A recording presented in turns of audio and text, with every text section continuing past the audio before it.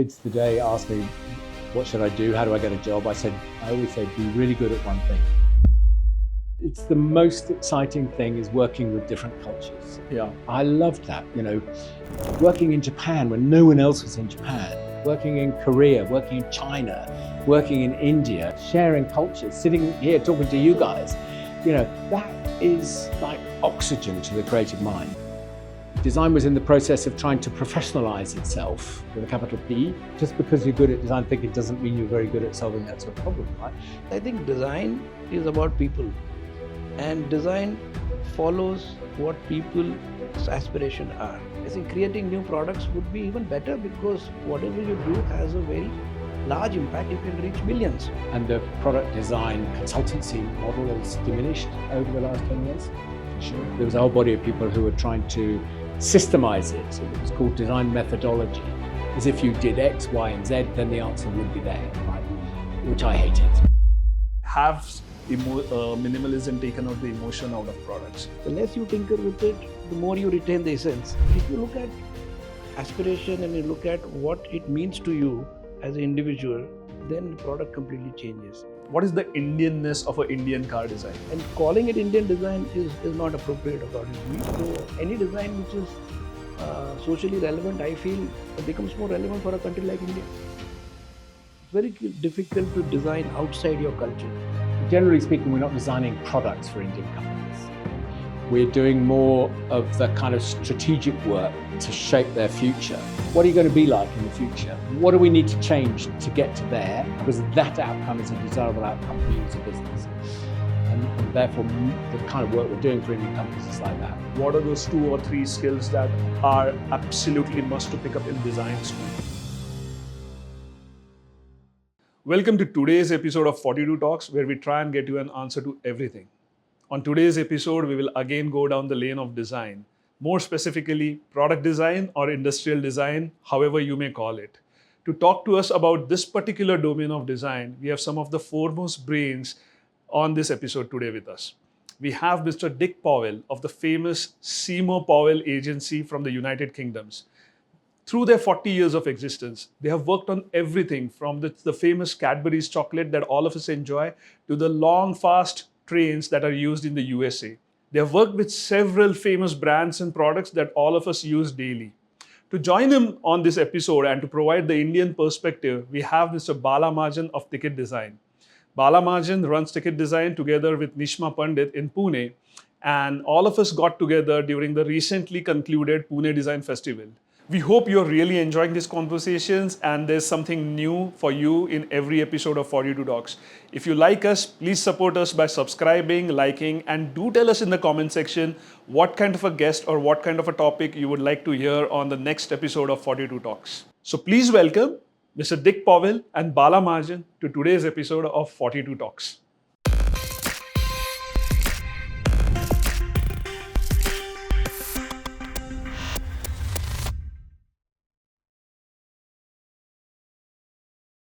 What a great day today at 42 Talks.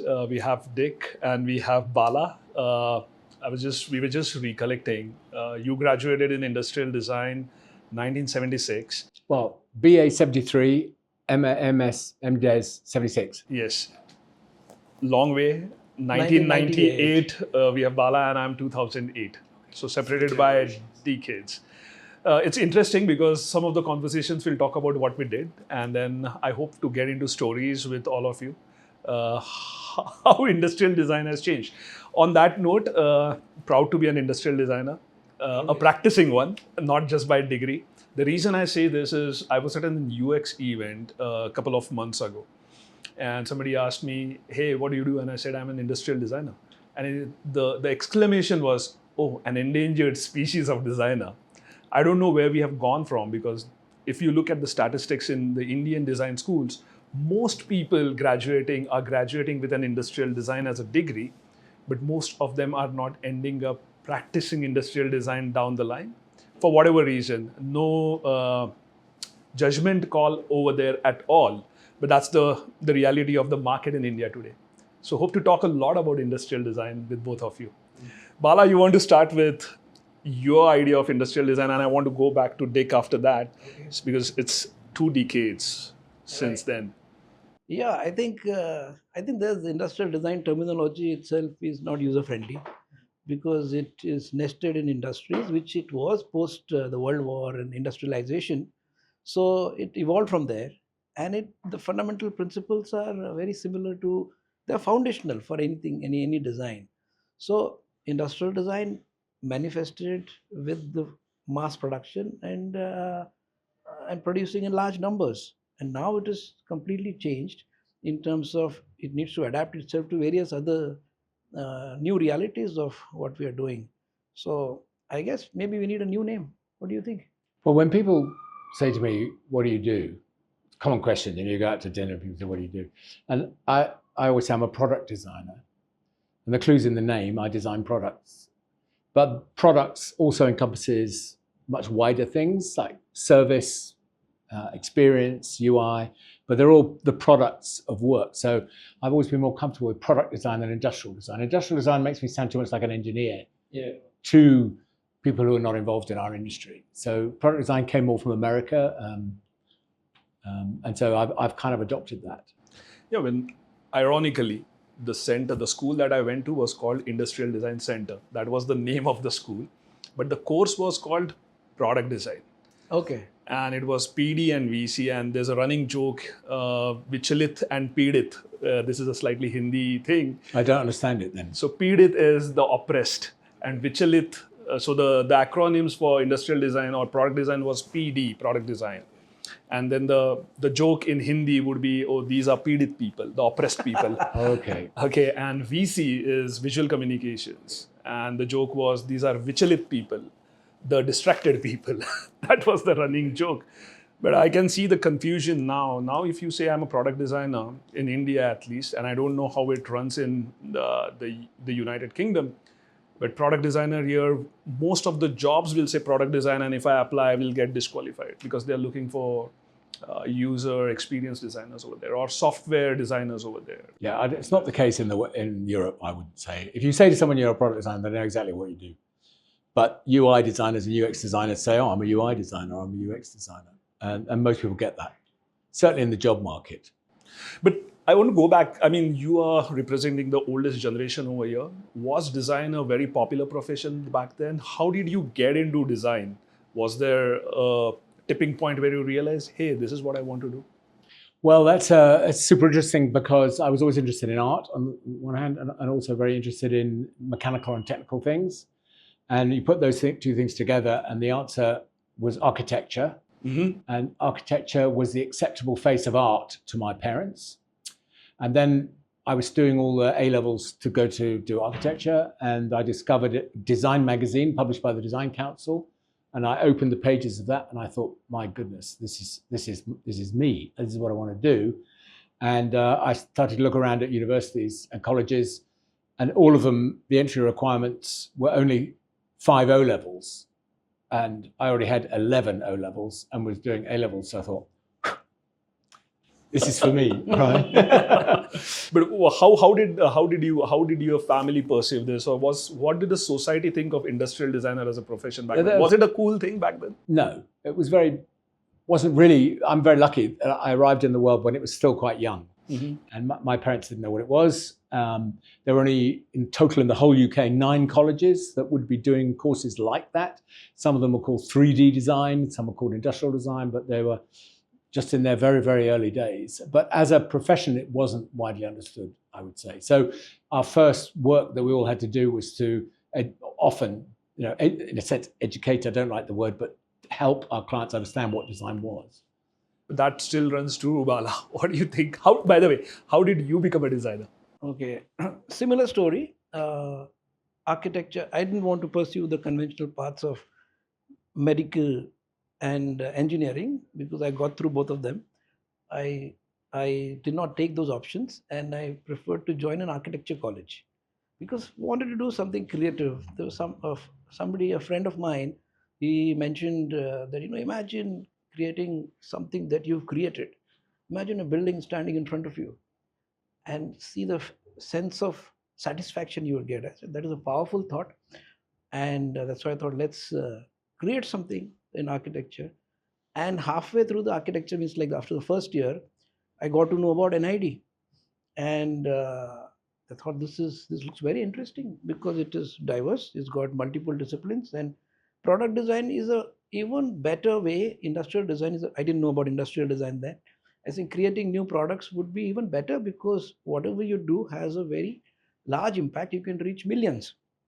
So that again was a even powerful thought. And unlike architecture, if you're an architect, you're lucky if you put up 5 buildings in your life. Yeah, that's true. Yeah. Yeah. Whereas in the world of products, you could do 5 products in a year. So Very interestingly, how were your parents reacting to this? Because they I think- wanted you to be a doctor or an engineer. Yeah. My mother still says that, I think one doctor should be there in the family. Nobody says one designer should be there in the family. Probably they should say, we don't want too many designers in the family. But I think it should change. But no, the parents said, they knew that, something is doing. So in architecture, then moving to design from architecture was completely my decision. And it was also a bizarre story. A long story, but maybe some other time. Yeah. But that's what it was. I think I landed at NID and it was another culture shock, another experience going there. By the way, I think National Institute of Design was also originally called National Institute of Industrial Design. Is it? Yeah. originally, was it?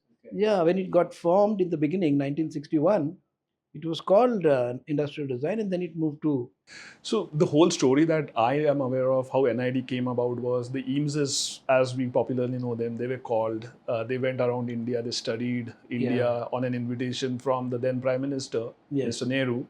And then the whole idea and the concept of NID came about. Is that the correct story that... Yeah, that's right. I think, at that point of time, this was post-independence and India was in the building phase. So unlike the West, where you have US and Europe, where design was being looked at as an expression of personal choice and individuality, and that reflected on the products. In India, it was embedded largely into post-independence building of the country. So Mahatma Gandhi was, his philosophies were very dominant in terms of being self-reliant, being simple, and it's embedded in social. So it was more social approach to solve the societal issues at large. That was Also the to do with theory. crafts, because India is full of crafts. But there's also a huge, it's a very broad church, our world of design. And there are designers who are more like artists and for whom it's about self-expression, expressing their fundamental philosophies and beliefs in the work that they do. And our end of the scale, product design, where we are working on behalf of companies and brands, doing what they want to do. This is not about us expressing something in that. Right. And across the design spectrum, there are lots of different people doing different things. And there are colleges. Some people will do this and some people will do that. What we do, which is the sort of commercial end of it, is somewhat diminishing, because young people want to be a famous designer and do furniture and, all that. And the product design consultancy model is diminished over the last 10 years, for sure. When you were a student, was there a product or a domain in industrial design that fascinated you? Like you said, furniture design. Did you, we know a lot of people from your generation who have chairs named after them, really iconic. But those are the people who are doing the self-expression job more than what the people that I aspired to be like were people like Raymond Loewy, Kenneth Grange, Nick Butler of BIB. These are people who are doing commercial work. I was interested in the mass-produced things, from hairdryers to wristwatches to cars, and all of that. That was what always fascinated me. What was the first product you designed as a professional? I can't remember the first product I designed, but the first one I designed that actually got made, that's the key thing, was a hairdryer. A little hairdryer, and I often use this as a measure for young people. I can still draw that hairdryer absolutely accurately, right, without it having seen it for 40 years, right? Because when you design something and you draw it, it gets so embedded in your consciousness that it's a way of often telling with students whether they actually did something. They show you a portfolio, and you take it away and say, "Can you draw that?" A, it tells you if they can draw or not, and secondly, whether they did it. It's a good idea. I must try that. So you moved on from doing electronic goods, and now the last project that I heard you were designing a train. So that's a wide spectrum of things. Oh, we've done quite a lot of trains. It's not a new thing for us. So we have a team that we call our transport team, but they will do, motorcycles, trains, aeroplane interiors, anything that moves, mobility solutions, for example. And then there's another team that's doing regular product type things. And we've got a UI UX team as well, and a VR AR team. But they all cross work. A designer will be working on train interior one day, and then they'll be switching off to a consumer product the next, or even a fast-moving consumer product. So there's a lot of variety. I think the variety in the office is the oxygen of creativity. How big is your team there? Currently, we're 50. Okay. 50, but we've recently diminished in size. So this business goes in cycles, and we've had to this last 12 months we laid off 20 people. And would you have offices outside the UK, or you're? No, we're all in the UK. We have a main office in London and sub offices in Newcastle and in Scotland. So what you're narrating, and Bala will share my sentiment, you're telling us an envious story. A design studio in India would aspire or would go crazy if they got this kind of a spectrum of things to design. But often it's very easy for us to get casted in silos. I've been struggling my utmost best to tell people that I do much more design than medical devices, but people will think medical device. So it's okay to be that, yes. But we don't want to be cast in silos, right, Bala? You would want to do so many things. Yeah, that's true. I think that's what makes it very interesting as a profession, I feel, because there are opportunities are very different in different geographies, I feel, but there are so many social opportunities here that working in the social sector, working on products for masses, because you're talking about different levels in India. So it's a different set of opportunities because the context is very different in India. So I've seen that because, the same product problem that you solve in a different geography and you put it in the context of India, it's completely different. And the layers that it unfolds is very, very interesting. So I would love to do what he's talking about, the diverse things. There are good opportunities here also, and I think they're growing. You traveled in a train in India, Dick? Do you know, I haven't. And I was talking with a colleague earlier, and I would about how I could do that, because I would like to do that. And because I do enjoy traveling by train, and it's obviously environmentally better and everything, but I've never done it in India. Bala, I'm sure you have traveled by train in India. Course. Now you might view the train travel journey from a designer's lens, but it's an experience to travel in a train in India. You might end up becoming best friends with your co-passenger. You might get married to a co-passenger, very possible in India. Oh, that would be fun. But the train is a metaphor for India. It's overcrowded, you mean? That as well. But I think this is a good segue into a zone wherein I think we can do some cross-cultural conversations. That will be very interesting. Okay, that would be good, yeah. Before we go cross-cultural, I think the education schools that we grew up in learning design, we have some lasting impressions from some of the bigger movements across the world. Like I remember very, very strongly when I went to IDC, they talked a lot about Bauhaus School of Design. It's left a long impression. Anything specific at NID, Bala, that you want to say? I mean, Bauhaus had a very strong impact. In fact, the Ulm school, which was formed later on in Ulm in Germany. Yeah. So the entire pedagogy inside has been completely carried forward in NID. So in fact, the buildings, the whole philosophy of de-decoration, removing all the excess ornamentation, that whole philosophy NID had complete influence of that. And the same thing the whole culture of the place is built on. Didn't Charles Eames have a big influence? Oh yeah, Charles Eames also, because the India Design Report, he traveled all over India, I think in a train, and he got a sense of what happens, what is valuable for the country and what is important. So the culture, the craft and the social aspect came up very strongly over everything else. And then he spoke about the famous lota. Yeah. So it's a water vessel that we will have at home, most of us, from which we will take drinking water into a glass and drink.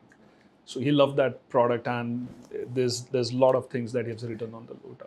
But what was the biggest cross-cultural influence on your education, philosophy in design in UK, or do you think it was UK had its own philosophy that you grew in? The UK did not have its own philosophy. I mean, we were deeply influenced, like you, by Bauhaus and Orm and modernism and minimalism. But at the same time, I spent a lot of time in the automotive department at the RCA. And there, the historical influences were all Raymond Loewy, Norman Bel Geddes, all the streamlining, and Raymond Loewy used to say the best curve is a rising sales curve, and all of that. And those two things were very much fighting one another. The posh design guys would say that's styling, darling. We only do minimalism over here. And these guys would say that's very boring. But I was absolutely fascinated by the styling thing as well as that minimalist, modernist approach. And at the time when I was at the Royal College, design was in the process of trying to professionalize itself with a capital P, like architects, and have an association and a blah and a blah and a blah. And there was a whole body of people who were trying to systemize it. It was called design methodology. As if you did X, Y, and Z, then the answer would be there, right? Which I hated. And, it takes away all of the artistic and intuitive and creative aspect of it. So I railed against that. And in railing against that, I started to embrace style as something that could be separated from function. Form didn't necessarily follow function. For me, form was function. Form is function. So I was in the process of pushing these things together, knocking them together in a different way to go in a different direction. Form follows function, followed by less is more, right? Yeah, those. And then we're talking about Dieter Rams. Truth to materials was the other Right. one. Yeah. And Dieter Rams also.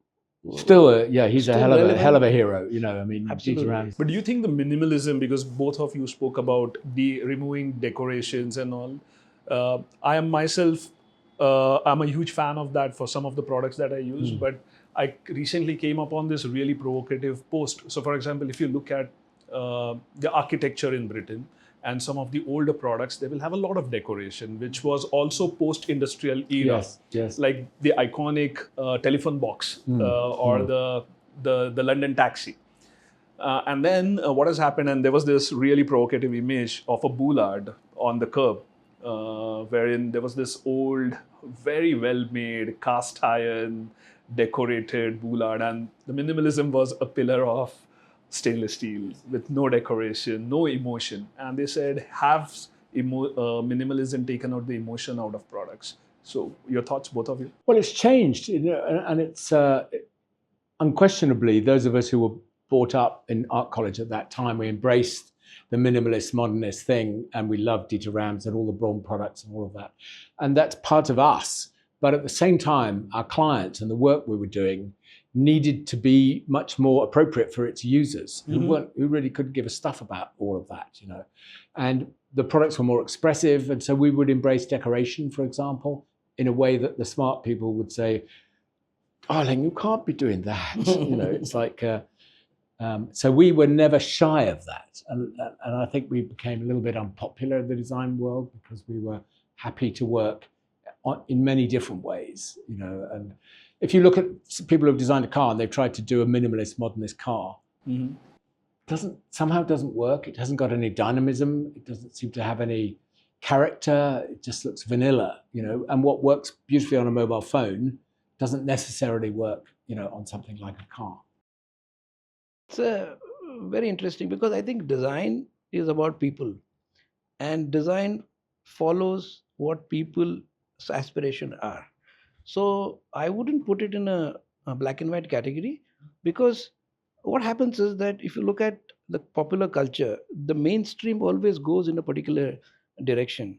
And with the before the internet, there was this whole scenario of working for the country, and then there was a certain socio-political situation going on, and there was no like in India before 1991, we did not have much choice. So the design followed whatever was the limitation. But after the internet, now people have access to the entire world. And the world is talking about minimalism, Europe. US, of course, talks for go big or go home. But the point is, there is a whole lot of the Gen Z and the millennials who are exposed to these kind of trends, and their tolerance level is also very low for bad design. That's what I've noticed. So they want to aspire to be like that, use those kind of products. So they are using these, and so why is Apple so popular in India, and it's one of the highest selling phones in India.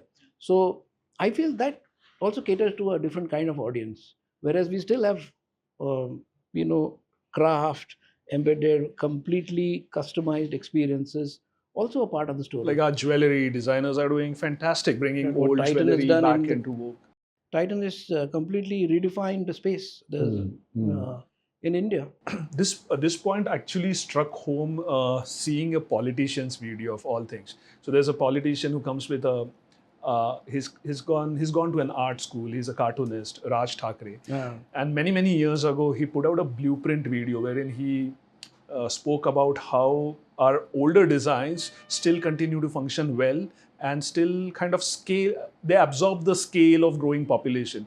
And the point in case he makes is of the Chhatrapati Shivaji terminus, Yeah, earlier used to be called as the Victoria terminus. Yes. Beautiful building, a train station, has lasted centuries and continues to absorb the growing footfall even today. And his point is, look at all the modern railway stations that have been created, and there's not a sense of emotion in them. They're just so.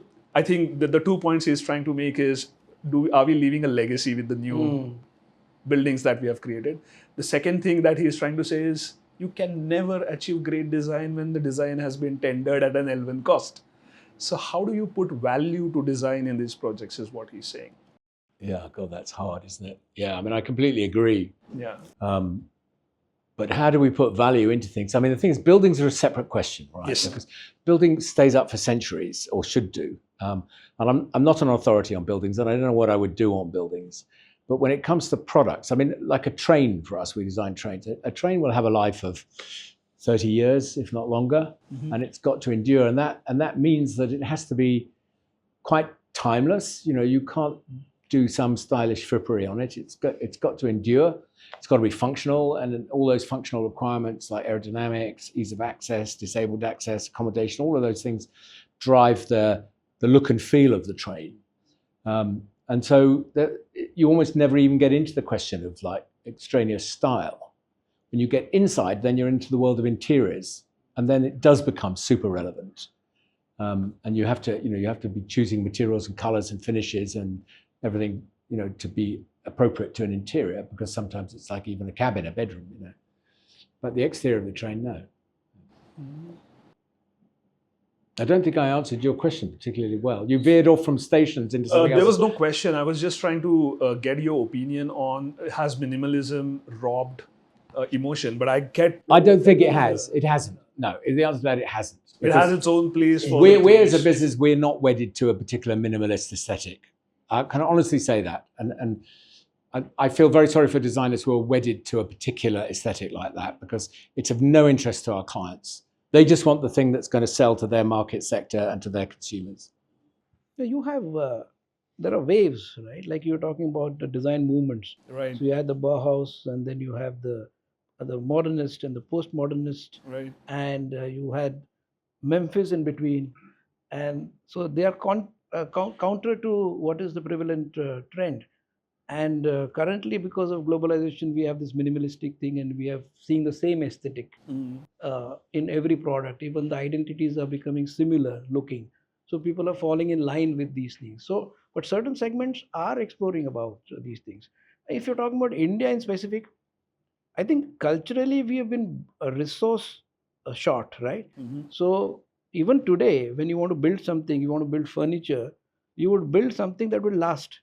You would not build something that will break in. We'll get a carpenter and do things. So that is changing, of course, because of busy lives. But it has been part of our DNA in order to build something that will last. But in government projects, I'm not sure, because how long do you see?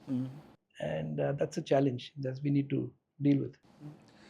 Staying on the line of cross-cultural influences, I think we inherited a lot of influence from the British society, especially in terms of some of the products were really iconic.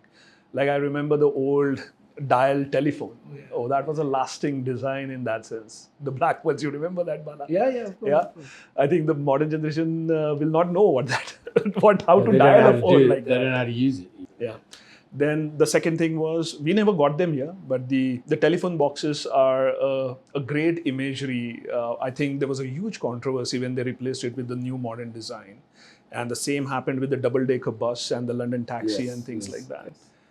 But that's our outsider's view of what is nostalgia and what is iconic UK design. I want to hear what is... It's a kind of view of what's British. You know, people think of what is British and they think about all those classic things. Yeah.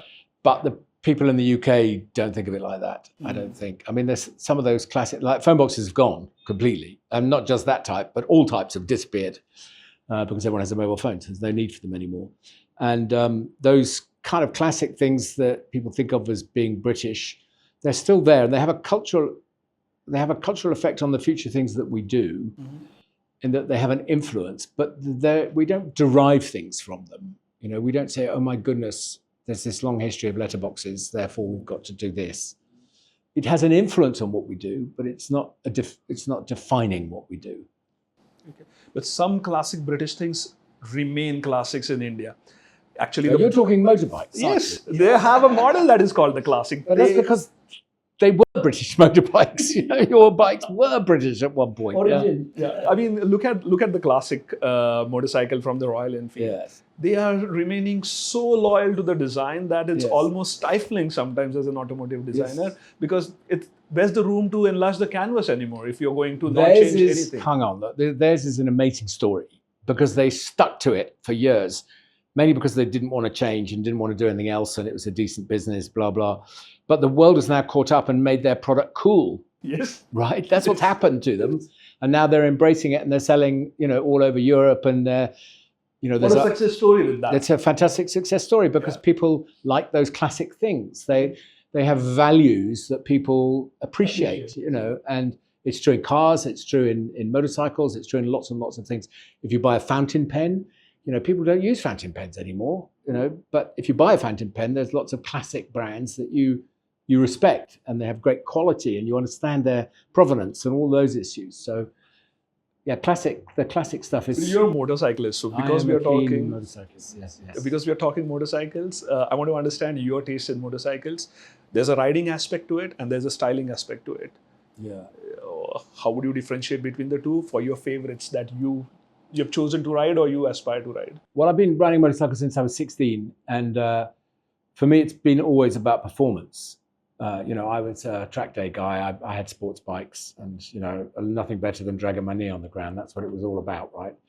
And then I found I began to hurt in places I used to play, and I switched to adventure bikes and did long distance riding and so on.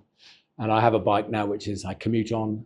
I have two motorcycles, a sports bike, an adventure bike, and I have a scooter in London for getting around. So that's all, if you think about it, it's all practical, right? One to have fun, you know, one for long distance and one for getting around town.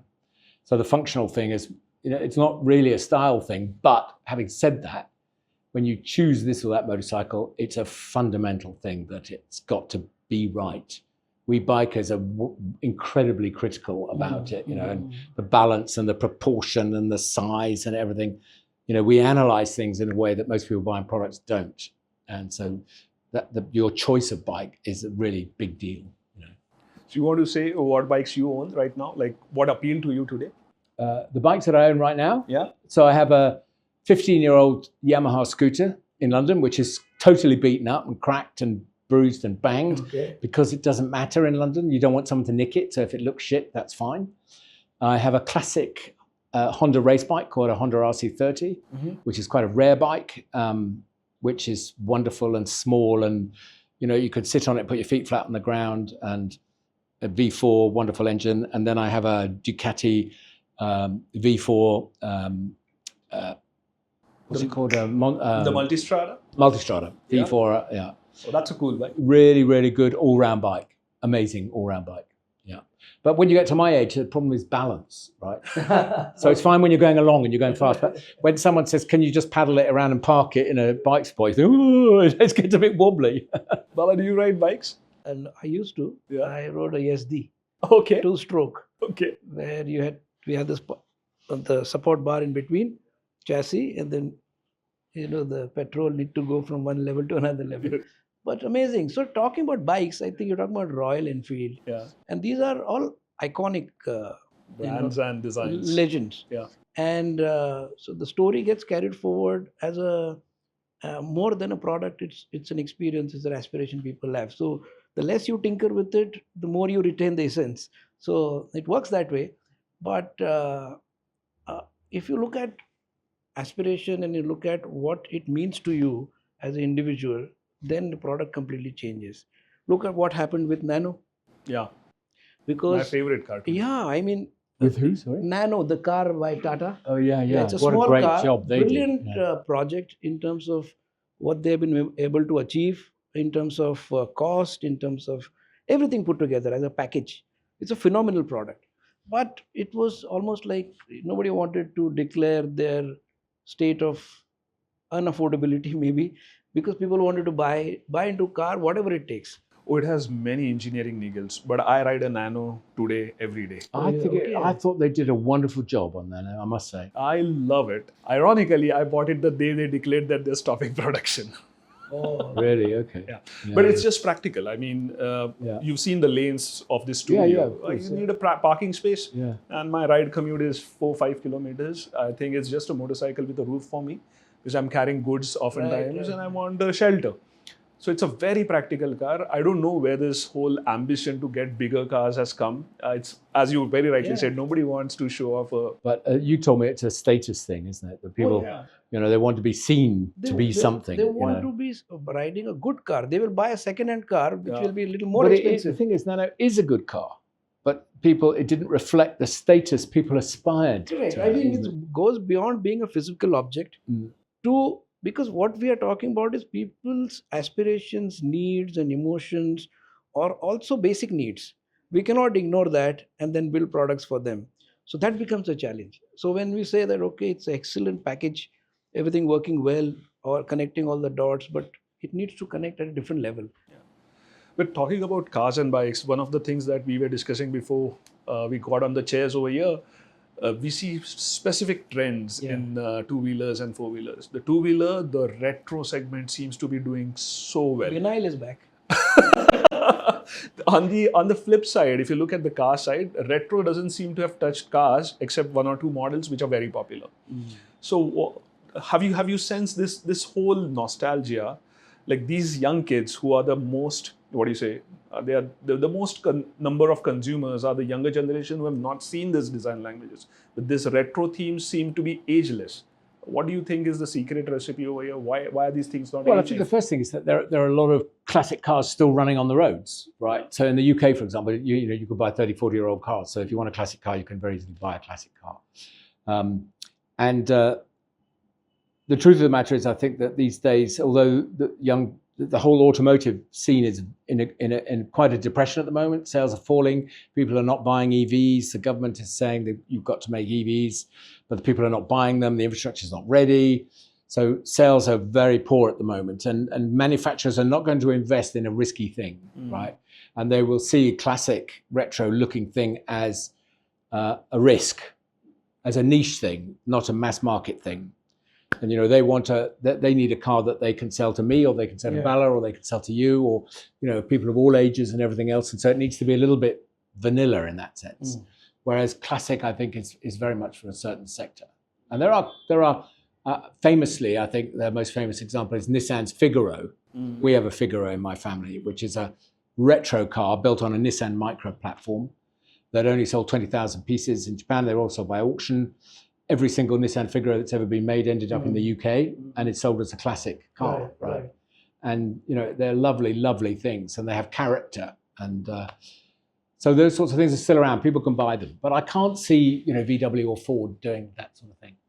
But so there was a very heated discussion on one of the design WhatsApp groups that I'm a part of. They said, how will you make what is the Indianness of an Indian car design? So, for example, Japanese cars, you will recognize a Japanese car as a Japanese car.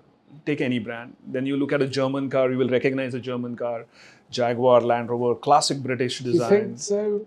That's the theory. I mean, I'm not so sure I about kind that, of yeah. agree to Question that. about what is Indian design, what is British design. It's good in post after while looking back, but I feel that a country like India, which is so diverse and with so many different sensibilities, there are multiple mainstreams the way I see it. And when you talk about Indian design, people talk about okay, how to be frugal, how to do more with less, and how to optimize the engineering, how to be resourceful enough to bring something out. I mean, conventionally called jugaad, I believe it is desperate design, desperate attempt to design. But the point is, they're trying to solve the problem there, and calling it Indian design is not appropriate according to me. But widely speaking, the Indian design ethos lies with across the spectrum. On one hand, you will design a luxurious watch, which is embedded in our tradition and craft, and the other side, you will create a medical device, like we created a one medical device for contraception. Right. So you do very wide kind of, which is socially relevant, which affects 90% of the people. This is 1% of the population. So I think most of the India lies over here. So any design which is socially relevant, I feel, becomes more relevant for a country like India. You see, if you talked to me 50 years ago, I think there were national characteristics of design. I think what you said about Japan, about Korea, about America, about Germany, France, you could see national characteristics of design, but they have been dissolved, and they've been dissolved by internet and the availability of everything everywhere. Right. So it's no longer a surprise to see something from Japan because you see it in Europe the same day you first see it in Japan. So all of those things have been dissolved, I think. And so when you ask about Indian design, I don't really know what you mean. Neither do we. That was the question. Yeah. But, there's the sensibility of Indian people to different things. And as you earlier said about, classic traditional things having an influence, I get all that. But, working in kitchen appliances, for example, we've done massive work in kitchen appliances. And what functions well in beyond different foods that people prepare in different places. The design of Western appliances in Europe is pretty different to in the United States, right? And it's pretty different to India. So, but those are also informed by the things you're cooking. We have toasters, we have tea, we have kettles. You have mixer grinders here in India, which they don't have in America, and so on. So those things influence the outcome of how kitchen appliances look. But I wouldn't say there was a national characteristic about those appliances. I think that in India, the appliances, the industry is coming along rapidly, and doing more interesting things, And you're beginning to see, I think, the beginning of a bit of a wave towards better conceived kitchen appliances and consumer appliances. So just as a follow-up question, since you are a global design house based in UK, and we are learning a lot that India is now the market for the world, do you see a lot of Indian brands or India as a target market approaching you for getting design done? Yes. Yes? Yes. But I look back, and when I first started, we used to go to Japan a lot because Japan was where all the great new products were coming from, and we took ourselves there to try and win business. And Japan had emerged post-war into a kind of American influenced society, and their idea of design was the kind of Raymond Loewy design is about style, but the Japanese makers and Japanese designers wanted to experience the kind of European influence of design, and therefore they embraced people like me and other European designers to go over there, and the Japanese learned very rapidly what it was all about, and then they discarded us, and then we ended up in Korea, where they also come out of an American influenced thing, and they were embracing Western design, and we spent 10 years working with Korean companies, and then they threw us out, and we've been working in India probably 20 years on and off in various places, and at the time when we started in those other countries, there weren't many colleges, but now in India, for example, you've got over 2,000, did you say? Yeah. 2,000 colleges, China has many thousands more, right? And so the quality of education and therefore the way people talk about design and the way consumers appreciate design, all of those things have accelerated rapidly, therefore diminishing the need for an Indian company to come to us for anything special. But I think that the reason that we have good relationships with Indian companies is to do with other things, not just to do with the kind of look and feel of products. It's to do with their product strategy. It's to do with much bigger questions about how those businesses go forward. Normally, there is a belief that it's very difficult to design outside your culture. And so there are reasons why people want to work with designers from Europe to borrow or to dip into the sensibility of a European design firm, whatever it means. Yes.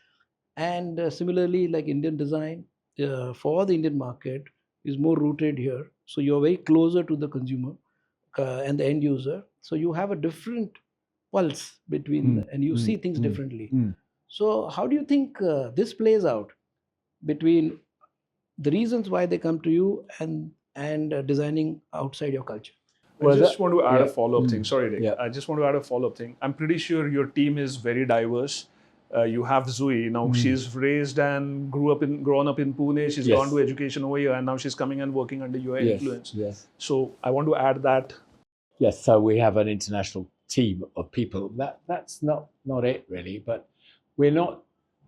Generally speaking, we're not designing products for Indian companies. We're doing more of the kind of strategic work to shape their future. And they come to us and people like us because we've got experience of doing that. We know how to do that. I often say when I'm talking to people that our job is about having a vision of what that business is going to be like in the future, and having got buy-in to a vision for that, how do we though go about reaching that and delivering on that vision? And a lot of businesses they go forward step by step, looking at their past and they're going forward. But what we're saying is, what are you going to be like in the future? What do we need to change to get to there? Because that outcome is a desirable outcome for you as a business. And therefore, the kind of work we're doing for Indian companies is like that. Okay. Any specific challenges working with Indian companies, cultural, if not anything else? Because you've done Japanese. You've got to like Indian food. Yes. And he's a great I love fan of Indian food. So that's all right. Yeah, I was joking. Yeah. Are there challenges? Yes, of course there are. Because, and I found it everywhere in my life, but it's the most exciting thing is working with different cultures. Yeah, I loved that.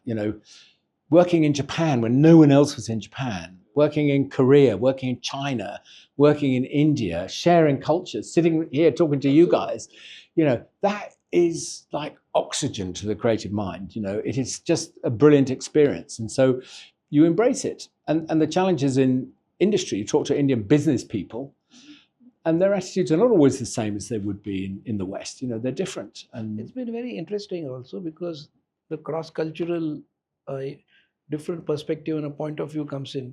Sometimes you feel like, for example, Corbusier in Chandigarh, or you look at the architecture in Ahmedabad. right. So there are different views about how it has been perceived, because you are exploring a different sensibility, a different aesthetic, and that influences a whole lot of a generation to come. We've been influenced by that, and that things you can look at it in a different perspective. So it opens your mind. It is a eye-opening experience.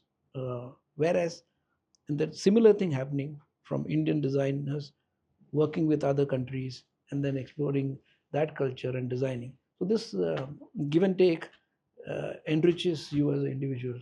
yeah, we have a saying in the appliance business, which is, "Oh God, let me be second." Yeah. Okay. Because the risk is all taken by the pioneer, Yeah. and all the investment is handled by the pioneer, and everybody There's else a new comes term in the modern business called category creation. I'm Yeah, creating a yeah, category. yeah. Nobody wants to do category creation. That means you're losing money. We call that a new paradigm. So creating new paradigm. Oh yeah, that will be interesting to understand, because over the period of let's say last 60 years, right from the time you had the Walkmans, right? I think when you were probably 1980s. Let's not go into the age thing, shall we? I know when you're talking about, well. No, I'm saying from the Walkmans to what we have today, because the Walkmans of that time are, what is the AirPods and the shoes and You've all seen that. the meme on the Walkmans? What does that mean? So if you're a kid born in the late 80s or the early You don't know 90s, what it is. you first got your music on cassette tapes. So you had a Walkman. Then technology changed. You moved to an iPod. So you had to bring all the same music because you're still listening to the same music.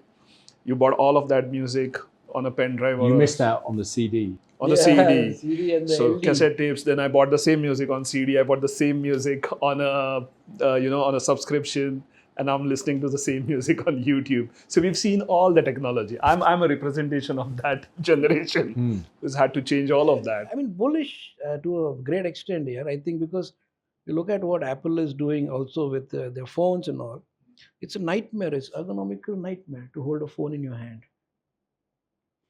Absolutely. If you look at it, if I don't use this cover, it's not possible for me to hold the phone. But look at the irony of industrial design over here. So The company do you think goes this is good? on. it's ugly. The phone is, the cameras are, and it slips. It's slips kind on- of incomplete without its cover, isn't it? Yeah. So I'm The saying that- company, all the phone companies, they go on boasting about the engineering prowess, 20% thinner, slimmer, only to be slapped by hideous cases that don't age really well on top of it. Why not just design a great phone to hold instead? we're overindulging in desires. Why not design? Because this is not just a phone. That's why. It's a multi-purpose instrument. It spends half the time in your pocket.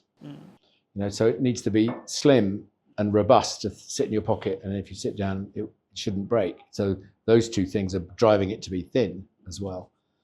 It's ergonomic. But as you say, disaster. the phone is slightly incomplete without the cover, because the cover is what provides you with the grip. And lots of people have fancy covers with chains on them and all that. That's reminding me of a good old adage that we all grew up with: God is in details.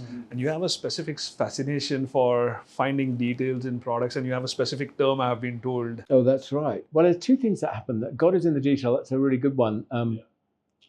And I remember that there was a famous Swiss watchmaker who engraved the back of all the gears with beautiful decoration, right?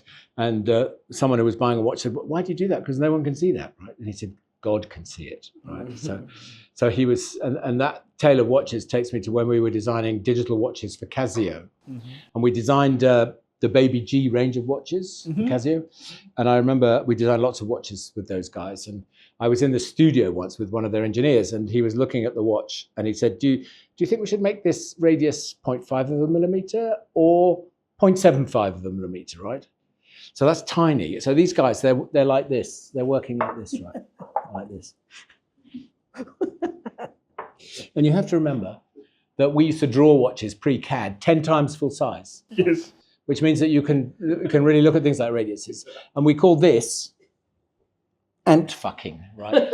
so this is working excessively on the detail and forgetting the big picture. Right. And young people will be on a CAD and they'll be working on something and they lose their sense of scale and they'll be worrying about 0.5 or 0.75.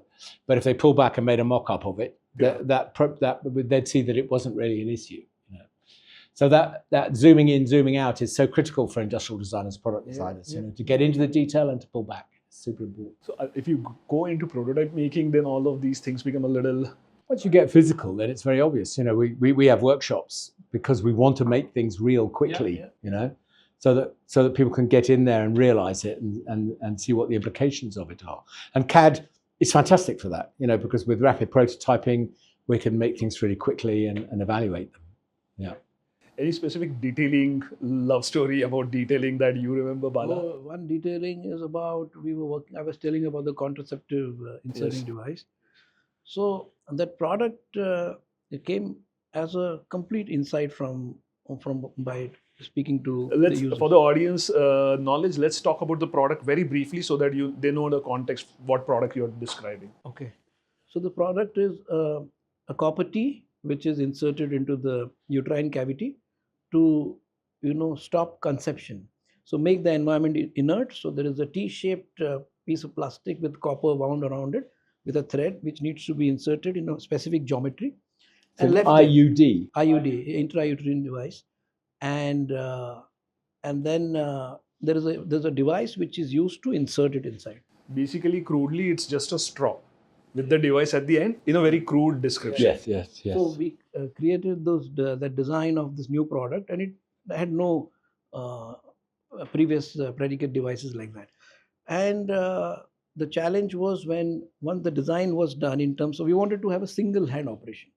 Right now, you had multiple steps that you would take to insert it. So this was we put ourselves a challenge saying that make it in 2 steps, and we made it by making it a little long, keep the device a little farther away. But every time we put it for gamma radiation, the properties would change. So it had to be fine-tuned over a period of time for many prototypes, almost like 1,000 prototypes, to make sure that the snapping worked exactly the way we wanted it, because it was a disposable device. So that was another crazy experience to. Are you on a royalty? Sorry, yeah, we worked with the company on a royalty basis, and that product is selling in the market. So you are getting royalties? We had a contract for a certain number of years, and that got over. Talking about details though, one of the case studies that you love to show in your presentations is the design of the Cadbury chocolate. Oh yeah. We love Cadburys. I know. So we would love to hear what was that all about. Yeah. Such fun. I mean, do you know what? It's lovely working with those guys, and we've worked with them on lots of things in the past. And that particular project started with a very inspiring lady who was the project manager, she was marketing manager, marketing, can't remember exactly. But anyway, she had, through her research and everything, she'd sort of figured out that what they need is a sharing product, that people, you don't usually buy a big chunk of chocolate and eat it all yourself, right? You'd be sharing it with people. And so that whole sharing thing was quite inspiring. So she said, well, what, have you got any ideas about what we could do with that? So we started to create bars of chocolate that were designed to smash into pieces. So you get your bar of chocolate, slap it on the table, and it would break into prearranged pieces, right?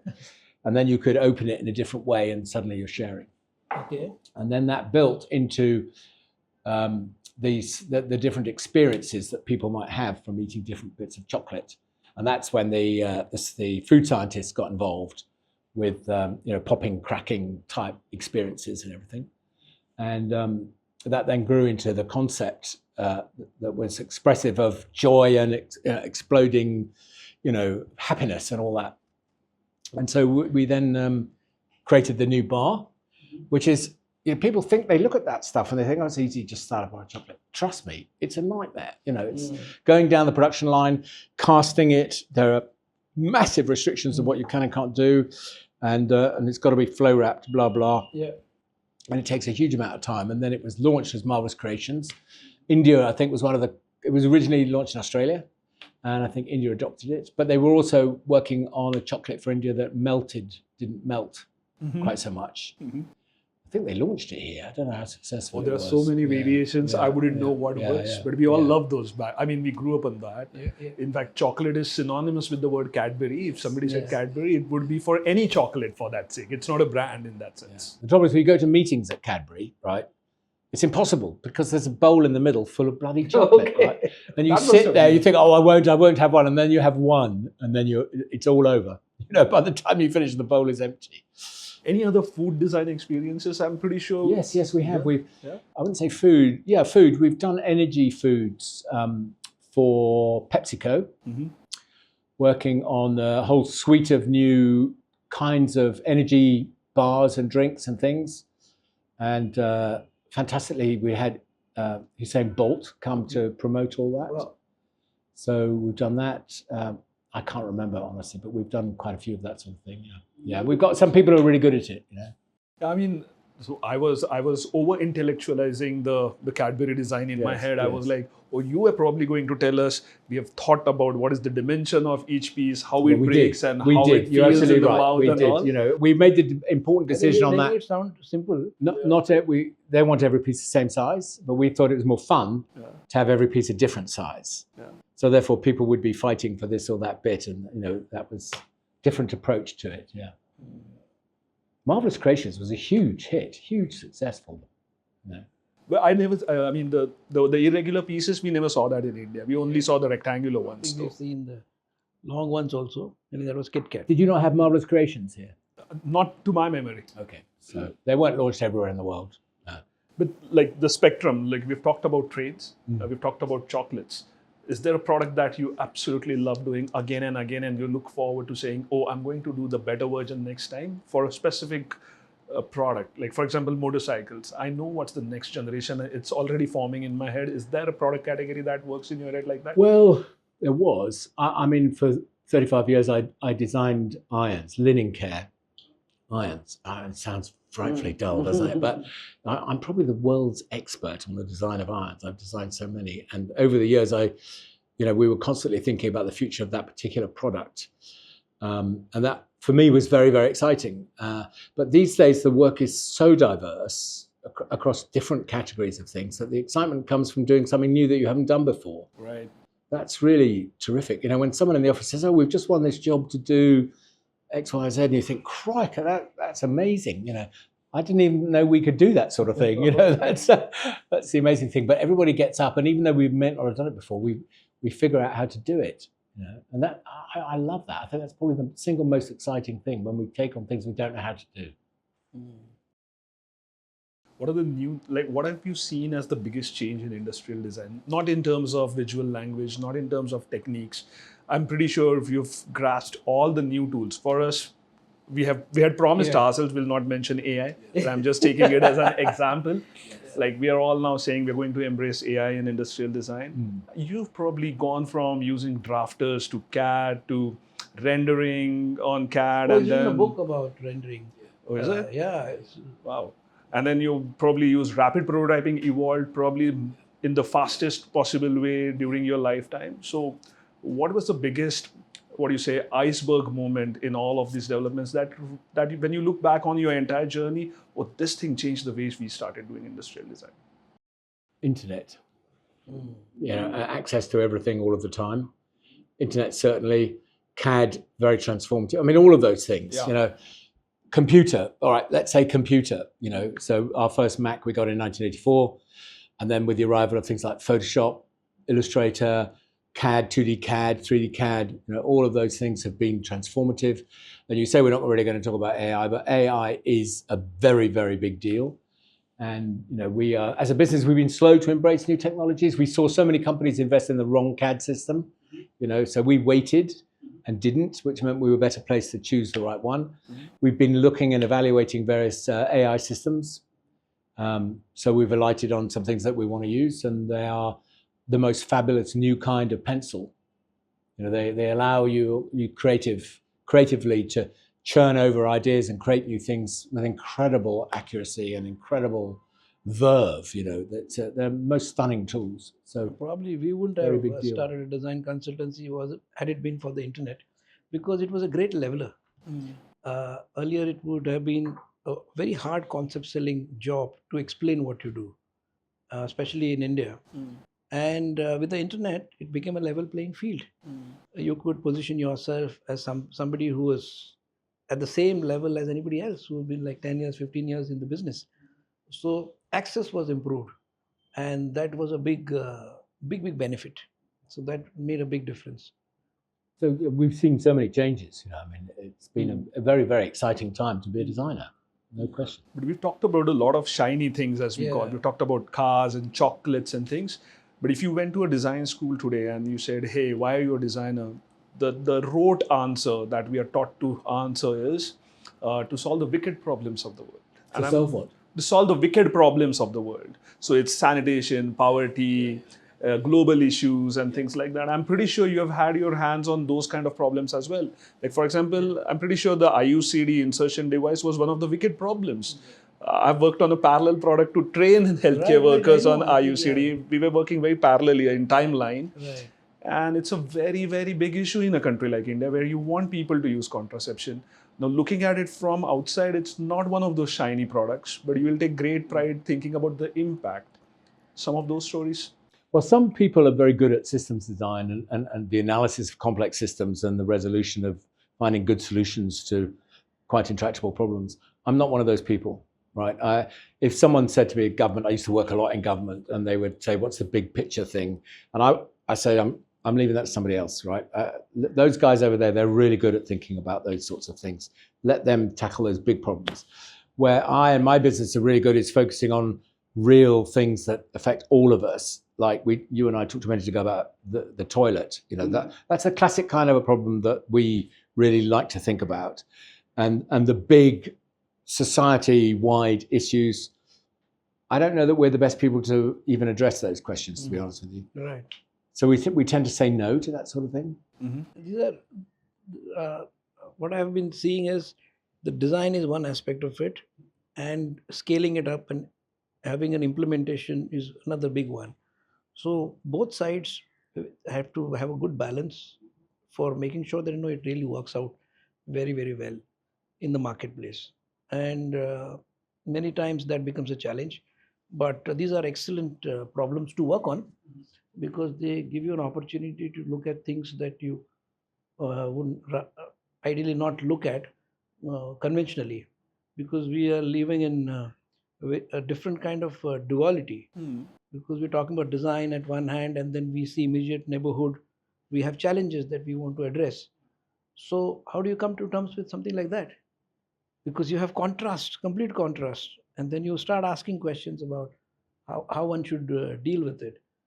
What is your view on that? Well, I got frustrated by design thinking, right? I mean, design thinking, we're designers, we think like designers, so we don't need to really learn about design thinking. But design thinking was aimed at management, right? To make managers into better thinkers through design thinking. And that's very, very good news. I mean, it's great for them. But from that comes the view that design thinking can solve lots of problems, right? Big intractable political issues and all the rest of it. And designers then start to think that they can solve these sorts of problems. It's like asking you to solve the Ukrainian issue right today. Just because you're good at design thinking doesn't mean you're very good at solving that sort of problem, right? He and I would probably say it's quite easy, just punch Trump in the mouth. That's probably all you need to do, right? But designers are not necessarily, just because we think in this way, it doesn't necessarily mean we're brilliant at thinking about everything. I don't think we are. What is a particular frustration with design thinking in general? Because this term is now getting a little overused. It's also falling out. It's kind of had its day. It's been popular in management, and it's descending. You can't systemize and make logical a process which is fundamentally depends upon creativity. So much of it you can do objectively. The research and the contextualization and so on. You can do a lot of things, but ultimately it is a creative activity. Okay. I'm getting into a little bit of education space right now, because we are talking about design thinking is often like an education space thing. Right.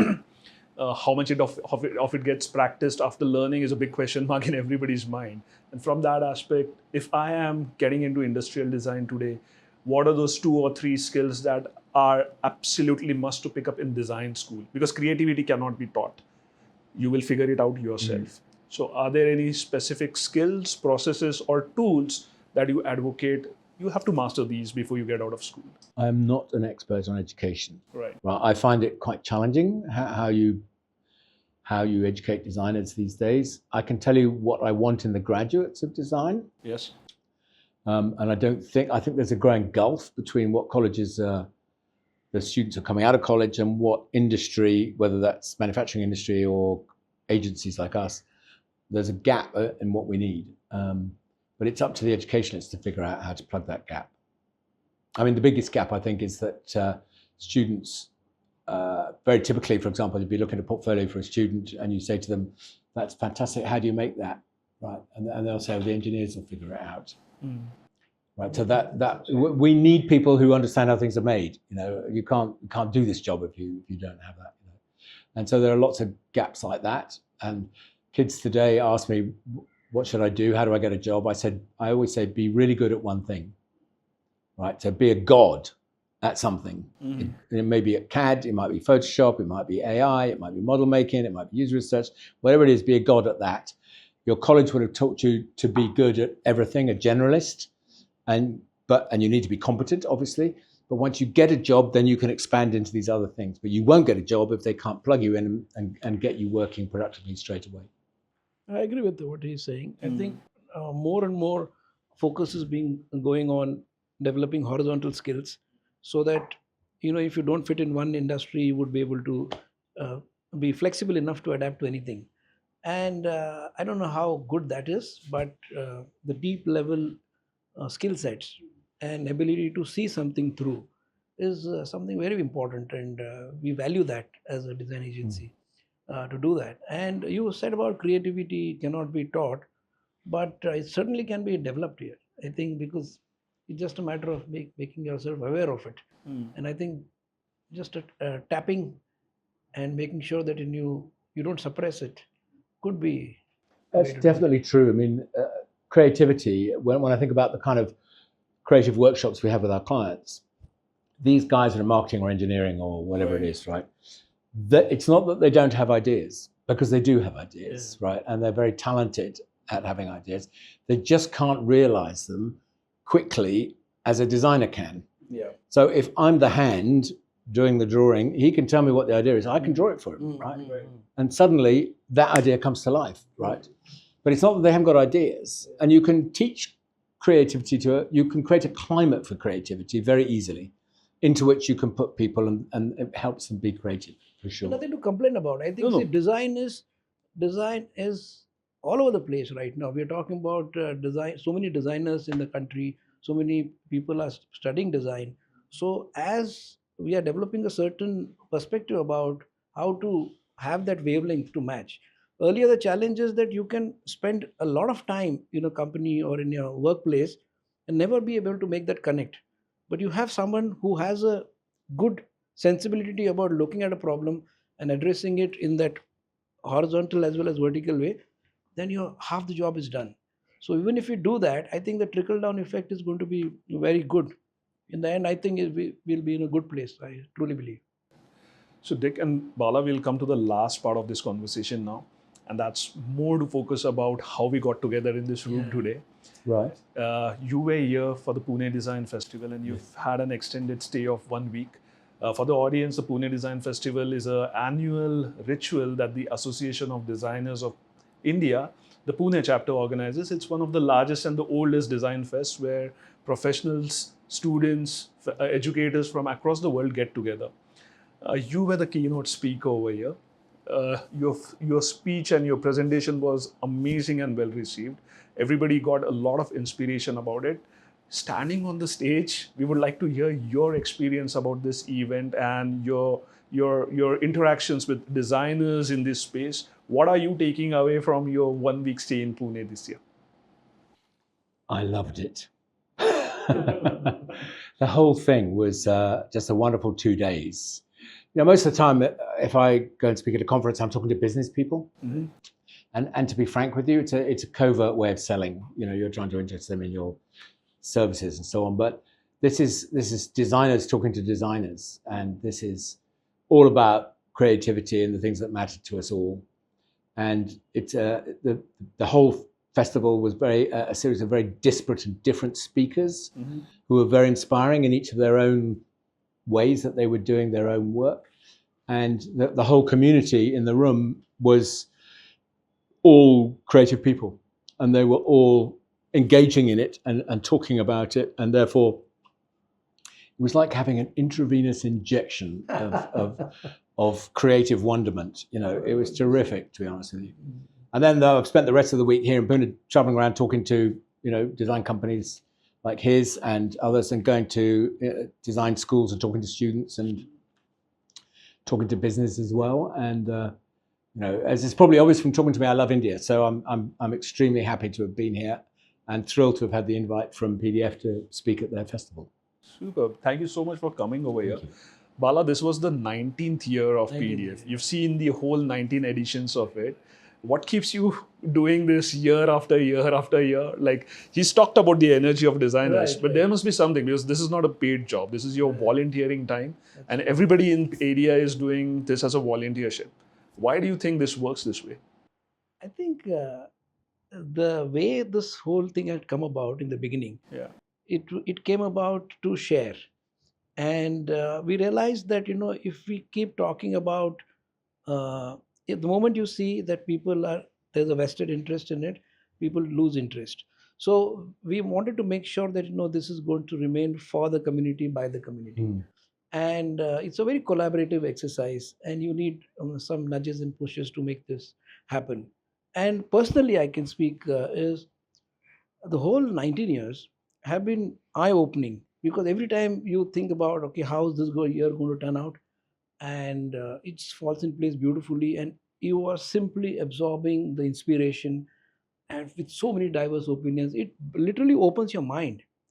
And by the end of it, you realize that, okay, just recalibrate yourself about what you're doing, because whatever you're doing in your own work is that will continue to happen.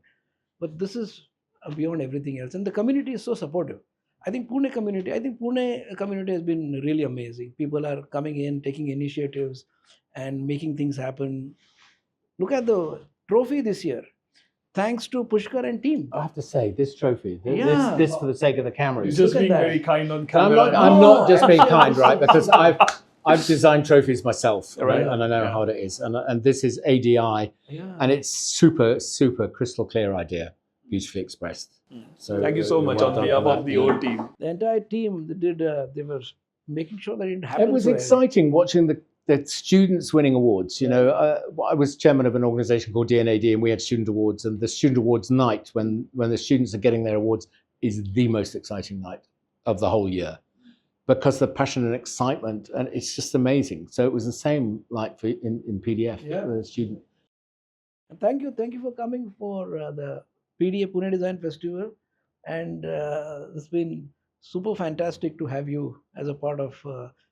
Listen, I felt privileged to be asked. I'm thinking, oh, this is so cool. This is great. You know, lovely. Well, we always think Pune is such a nice place to be for designers. That's where the whole story grew. We have so many of us here. Of course, Bangalore has overtaken us in sheer numbers, but I think the bonhomie and the camaraderie in Pune is unmatched. For no competition with Bangalore there. Just stating some of the facts, it makes you feel like Bala has become such a great friend over time, and we are getting new friends like you in the community. We will absolutely not hesitate in saying that Pune should be your second home in India every time you come here. I always will feel at home here because I know so many of you. Yeah. but you will Maybe you get. should change the hotel. You will this get. time. No, it's fine. you will get other foreign. You should go on getting other foreign designers to come. Right. Yeah, we do that every year, and it's just a cross-cultural exchange. And as you very rightly said, the world is becoming beige more and more as we go. So We'll reach out to him. yeah. So I hope to see you very soon again. But thank you so much for joining us Thank on you. this episode of 42 Talks, jointly hosted with ADI. Thank you, Bala, for co-hosting this with me. Thank you. It has been a lovely conversation on industrial design. Definitely not an endangered species. I just think we need to call ourselves out more and more and showcase our work more, because we are using products every day. Yeah, it's going to be cool and relevant for a long time. Yeah. Excellent. Good. Yeah. Okay. Thank you. Thank you so much. Thank you. Thank you. Thank you very Thanks, much.